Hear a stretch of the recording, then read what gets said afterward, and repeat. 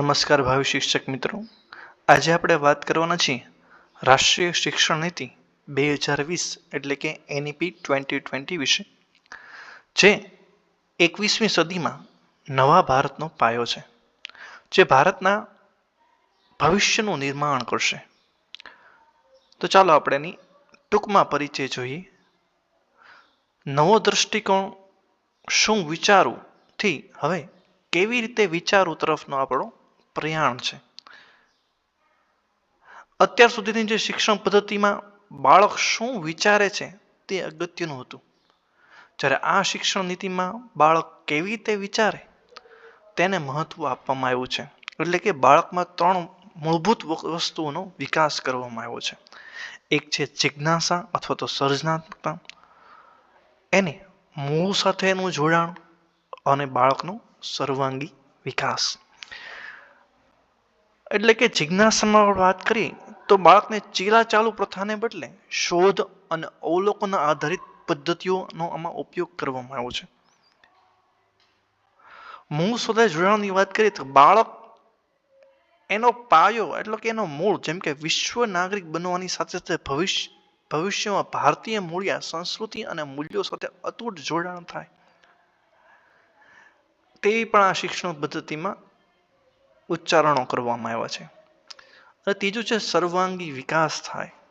બાળકમાં નૈતિકતા આવે, તાર્કિકતા આવે, કરુણા આવે, સંવેદનશીલતા આવે, એવો સમર્થ યુવાન બને એવી આપમાં NEP 2020માં માર્ગદર્શક સિદ્ધાંતોમાં રજૂઆત કરવામાં આવી છે. એનું શૈક્ષણિક માળખું જોઈએ તો પહેલાનું જે શૈક્ષણિક માળખું હતું તે 10+2 10+2 હતું. હવે જે નવું શૈક્ષણિક માળખું છે એ 5+3+3+4 ની શરૂઆત છે. પહેલા ધોરણથી 12મા ધોરણ સુધીનું શિક્ષણ 10+2માં આવતું હતું, પણ હવે જે નવું માળખું છે તેમાં તમે જોઈ શકો છો કે હવે 3 વર્ષની ઉંમરથી જ શાળાકીય શિક્ષણનો પ્રારંભ બાળકના સર્વાંગી વિકાસ માટે કરવામાં આવે છે. પહેલા 5 વર્ષ પાયાનું સોપાન છે, જેની અંદર 3 થી 8 વર્ષ બાળક આંગણવાડી અને પૂર્વ પ્રાથમિકમાં રહેશે. પૂર્વ પ્રાથમિકમાં 2 ધોરણો છે, 1 અને 2. પછીના 3 વર્ષ છે એ પ્રાથમિક સોપાન છે, ત્યારે બાળકની ઉંમર 8 થી 11 વર્ષમાં હશે. એમાં ધોરણ છે 3 થી 5. પછીના 3 વર્ષ તમે જુઓ તો ઉચ્ચ પ્રાથમિકના સોપાન છે, એટલે કે 11 થી 14 વર્ષનું બાળક એમાં આવશે. અને એમાં 2 ધોરણો છે, 6 અને 6 થી 8 ધોરણો એની અંદર છે, એટલે કે 6, 7, 8 છે. અને બાકીના 4 વર્ષ છે માધ્યમિક સોપાન છે, એ 4 વર્ષ 14 થી 18 વર્ષના બાળકોના છે.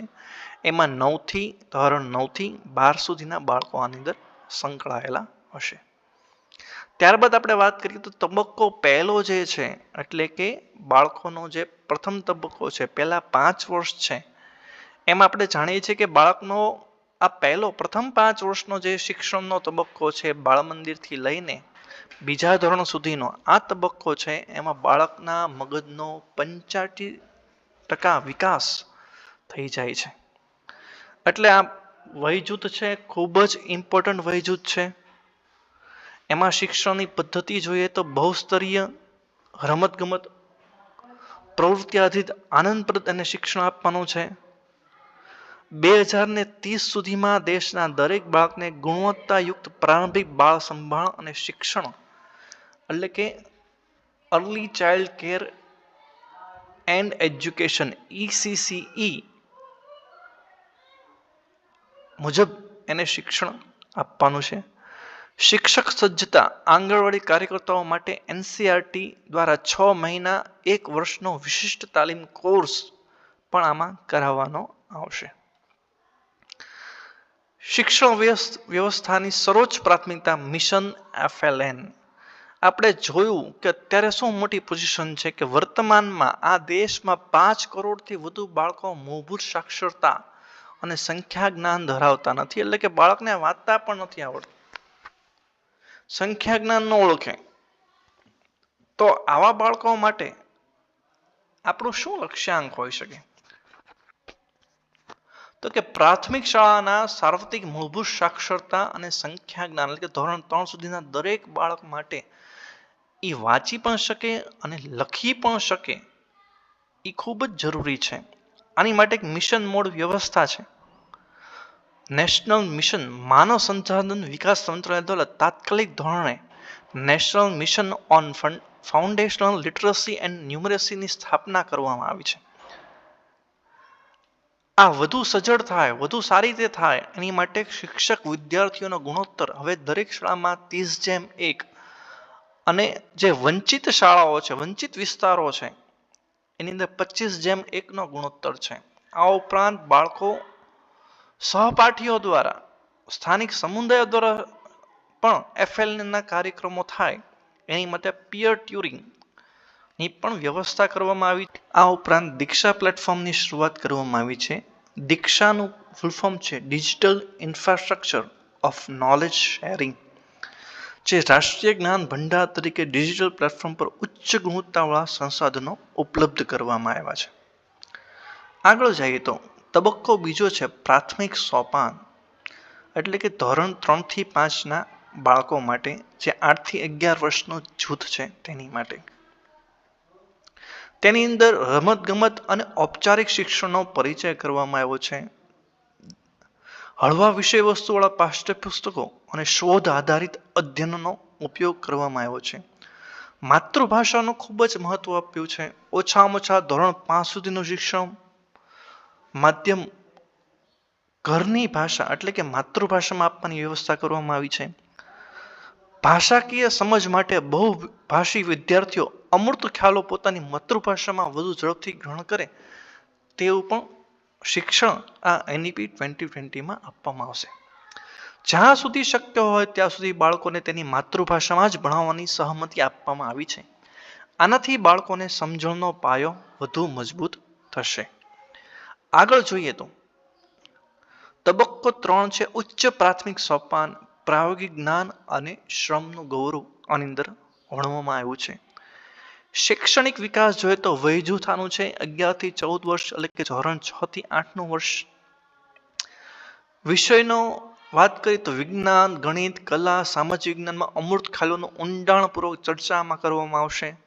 આ ઉપરાંત એને કૃત્રિમ બુદ્ધિમત્તા અને કોડિંગની પણ શરૂઆત આ લેવલે એને કરવાની છે. દફતર વગરના તાસ એટલે કે 10 બેગલેસ ડેઝ નો આમાં ઉપયોગ કરવાનો છે. એટલે કે 10 દિવસ બાળકને સ્કૂલે કોઈ દફતર લાવવાનું નથી. એમાં એને શ્રમનું મહત્વ ખાસ કરીને સુથારી કામ, માટીકામ, બાગકામ જેવા વિવિધ પ્રકારના કૌશલ્યોનો એને અનુભવ કરાવવાનો છે. અને સમાજના દરેક વર્ગના શ્રમનું સન્માન અને વ્યવહારુ જીવનમાં કૌશલ્યનો વિકાસ આ ખૂબ જ મહત્વનું પોઈન્ટ છે એનઈપી 2020માં. આમાં 10 બેગલેસ ડેઝની અંદર ઉપયોગ કરવાનો છે. માધ્યમિક સોપાન એટલે કે ધોરણ 9 થી 12નું સોપાન છે, જેમાં વય જૂથ છે 14 થી 18 વર્ષ. આ બહુ મહત્વનું સોપાન છે, જેમાં વિદ્યાર્થી પહેલા કેવું હતું કે બાળક છે એ જો આર્ટ્સ રાખે તેને ક્યારેય ગણિત ભણવા ન મળે. જો એને રસ હોય તો તે બાળક આંકડાશાસ્ત્ર એટલે કોમર્સ રાખે તો ક્યારેય એને સાયન્સ ભણવા ન મળે, એટલે કે વિજ્ઞાનના સબ્જેક્ટ એને ભણવા મળતા નથી. બાળકને જીવ વિજ્ઞાનમાં રસ હોય, રસાયણ વિજ્ઞાનમાં રસ ન હોય અને સંગીતમાં રસ હોય તો હવે એ બાળક છે આ બધી વસ્તુ રાખી શકે છે. આ ઉપરાંત બાળકમાં વિશ્લેષણાત્મક વિચારણા, સમસ્યા સમાધાન અને જીવનના ઉચ્ચ ધ્યેયો સાથે આ વય જૂથમાં હવે અનુસંધાન સાધવાનું રહેશે. આ ઉપરાંત આ વ્યવસ્થાની અંદર વૈકલ્પિક પ્રવેશ હશે. ધોરણ 10 પછી એ વ્યવસાયિક કોર્સ માટે પણ જઈ શકે છે અને ત્યારબાદ આ કોર્સ પૂર્ણ કર્યા પછી 11-12માં જોડાવવું હોય તો જોડાઈ પણ શકે છે. ગોખણપટ્ટીને બદલે હવે કોચિંગ કલ્ચરને બદલે હવે એની મૂલ્યાંકન પદ્ધતિઓમાં ફેરફાર કરવાનો છે. 360 ડિગ્રી હોલિસ્ટિક એસેસમેન્ટ એટલે 360 ડિગ્રી એનું આખું અસેસમેન્ટ કરવાનું છે. માત્ર માર્ક્સ નહીં પણ વિદ્યાર્થીનું જ્ઞાનાત્મક, ભાવાત્મક અને મનોક્રિયાત્મક વિશ્લેષણ આની અંદર કરવાનું છે. સ્વમૂલ્યાંકન એનું કરવાનું છે અને સહપાઠી દ્વારા પણ મૂલ્યાંકન આની અંદર થશે. બોર્ડ પરીક્ષાઓ સરળ થઈ જશે. 2 વખત બોર્ડની પરીક્ષા લેવાશે. વિદ્યાર્થીઓની ક્ષમતાને આધારિત એના ચકાસાશે અને નવું એક પ્રકારનું કેન્દ્ર એટલે કે પરખ જેવી સિસ્ટમ ઉત્પન્ન થશે. પરખનું ફૂલ ફોર્મ શું છે? તો કે performance assessment review and analysis of knowledge four holistic development એટલે કે પરફ, જેની સ્થાપના 2023માં શિક્ષણ મંત્રાલયે થઈ હતી. ઘણીવાર આનું ગુજરાતી પણ પૂછાય છે પરખનું, તો યાદ રાખજો સમગ્ર લક્ષી વિકાસ માટે જ્ઞાનનું પ્રદર્શન, મૂલ્યાંકન, સમીક્ષા અને વિશ્લેષણ એવું થાય છે. હવે પરખ દ્વારા બાળકનું મૂલ્યાંકન કરવામાં આવશે. આ મૂલ્યાંકન કયા ધોરણમાં કરવામાં આવશે? કે યાદ રાખજો ધોરણ 3, 5, 4 લખાઈ ગયું છે ને, 5 યાદ રાખજો. 5 અને 8માં આ પરખ દ્વારા મૂલ્યાંકન કરવામાં આવશે. એની માટેનો સર્વે આવશે NAS નેશનલ અચીવમેન્ટ સર્વે દ્વારા. બહુભાષીયતા અને ભારતીય જ્ઞાન પરંપરાનું ગૌરવ વધારવા માટે ત્રિભાષીય સૂત્રનો ઉપયોગ કરવામાં આવશે. એટલે કે કોઈ પણ રાજ્યને 3 ભાષા બાળકને શીખવાડવાની છે, એમાં 2 ભાષા હંમેશા ભારતીય જ હોવી જોઈએ એવું કહેવામાં આવ્યું છે. આ ઉપરાંત શાસ્ત્રીય ભાષાઓનું મહત્વ વધારવામાં આવશે, જેમ કે સંસ્કૃત, તમિલ, તેલુગુ સહિતની જે પ્રાચીન ભાષાઓ છે એનું મહત્વ વધારવામાં આવશે.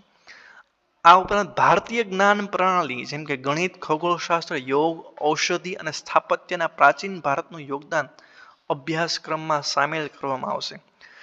માનવી અને બંધારણીય મૂલ્યો જેમ કે અહિંસા, સત્ય, સનાતન, સમાનતા, પર્યાવરણ પ્રત્યે આદર અને જાતીયતા પ્રત્યે સંવેદનશીલતાનો વિકાસ આ NEP 2020માં કરવામાં આવશે. શિક્ષણનું સાર્વત્રિકરણ, અપવ્યય અટકાવવા અને સમાન તકો એટલે કે 100% લક્ષ્યાંક 2030, જેમાં આપણે GER એટલે કે કુલ નોંધણી ગુણોત્તર જેને આપણે કહીએ છીએ ગ્રોસ એનરોલમેન્ટ રેશિયો GER 100% કરવાનો છે. પણ કયો? તો કે 1 થી 12નો 100% કરવાનો છે. એટલે કે આપણો જે ડ્રોપ આઉટ રેશિયો છે એ ઘટાડીને 0 કરવાનો છે. દરેક બાળક સ્કૂલે જાય અને શિક્ષણ મેળવે એવી વ્યવસ્થા કરવાની છે. અત્યારનો જે અપવ્યય છે આખા દેશનો 3.22 કરોડ શાળા બાળકો છે આપણા દેશમાં. તો એ શાળા બહારના બાળકોને છે એને આપણે શાળામાં પ્રવેશ આપવાનો છે અને 2030 સુધીમાં આ અપવ્યય છે એ 0 અને કુલ નોંધણી આપણી છે 100% સુધી પહોંચે એવી વ્યવસ્થા કરવાની છે. કયા ધોરણમાં? તો કે 1 થી 12માં. આ ઉપરાંત આમાં નથી લખ્યું પણ હું તમને કહી દઉં કે 2050 સુધીમાં ઉચ્ચ શૈક્ષણિક સંસ્થાઓમાં 50% આપણે કુલ નોંધણી કરી નાખવાની છે. એટલે દરેક બીજો બાળક છે એ 12 પછી પણ આગળ ભણે એવી વ્યવસ્થા આપણે કરવાની છે. માળખાગત સુવિધાઓનો વધારો કરવામાં, સલામત વાહન વ્યવહાર, કન્યાઓ માટે છાત્રાલયો અને ડ્રોપ આઉટ બાળકો માટે વૈકલ્પિક શૈક્ષણિક કેન્દ્રો જેમ કે NIOS અને SOSની સ્થાપના આપણે કરવાની છે. અત્યારે પણ GSOS જે ગુજરાતમાં અવેલેબલ જ છે. રૂબરૂ શાળામાં ન જતા બાળકો હોય તો એને NIOS અને GSOS એટલે કે SOS ની અંદર ઓપન સ્કૂલિંગ જેને આપણે કહેવાય છે એના માધ્યમથી આપણે ધોરણ 3 થી 12 અને વ્યવસાયિક અભ્યાસક્રમ આપણે કરાવવાના છે જેથી અપવ્યય ઘટે. શિક્ષક રાષ્ટ્રીય નિર્માતા અને નવી શિક્ષણ પ્રણાલીનો એક આધાર છે.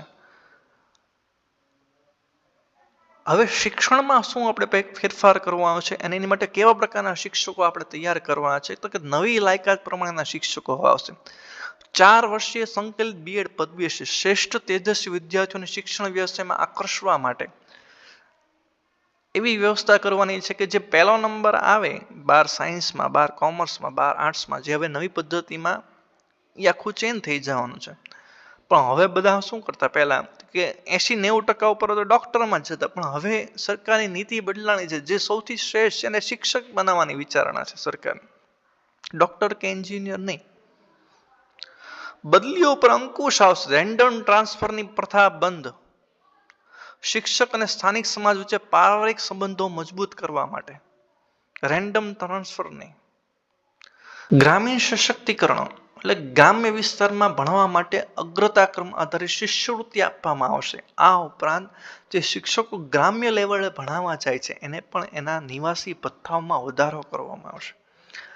આ ઉપરાંત હવે દરેક શિક્ષકને શિક્ષક બનવું હોય તો શિક્ષક યોગ્યતા પરીક્ષા TET ફરજિયાત પાસ કરવી પડશે. અને એની અંદર એક વધારાનો જે જૂના જમાનામાં હતો રૂબરૂ મુલાકાત પણ યોજવામાં આવશે. એટલે કે ઇન્ટરવ્યુ, લેખિત અને ઇન્ટરવ્યુ પ્રથા આવશે અને ત્યારબાદ જ શિક્ષક તરીકે એ સ્કૂલની અંદર ભણાવી શકશે. હવે આપણે નિષ્કર્ષ જોઈએ. માત્ર એક આ પરિપત્ર નથી, પરંતુ ઐતિહાસિક વિચાર પરિવર્તન છે. એટલે કે આ ખૂબ જ ઉપયોગી છે આપણા નવા ભારતના નિર્માણ માટે. સમગ્રતાલક્ષી અભિગમ છે. ગોખણપટ્ટી અને ટુકડાઓમાં વહેંચાયેલા શિક્ષણમાંથી હવે મુક્તિ મેળવશે. સમાનતા અને ઉત્કૃષ્ટતા. દરેક બાળકને તેના સામાજિક આર્થિક પરિવેશને ધ્યાનમાં લીધા વિના સર્વોચ્ચ ગુણવત્તાયુક્ત શિક્ષણ આપવામાં આવશે. અને 21મી સદીનું લક્ષ્ય શું છે ભારતનું? તો કે ભારતીય સંસ્કૃતિને પાયા પર ઉભેલો નવો યુવાન જે આધુનિક વૈશ્વિક પડકારોનો સામનો કરવામાં સક્ષમ બનશે. એવી આમાં ઉમદા વિચારસરણી NEP 2020માં મૂકવામાં આવી છે, જે આપણો પાયો હવેનો છે નવી શિક્ષણ નીતિનો. અને એના દ્વારા જ હવે આગળનું શિક્ષણ, ભવિષ્યનું શિક્ષણ કલ્પનામાં આવશે. માનનીય વડાપ્રધાને પણ કીધું છે કે રાષ્ટ્રીય શિક્ષણથી 21મી સદીમાં નવા ભારતનો પાયો નાખનારી છે.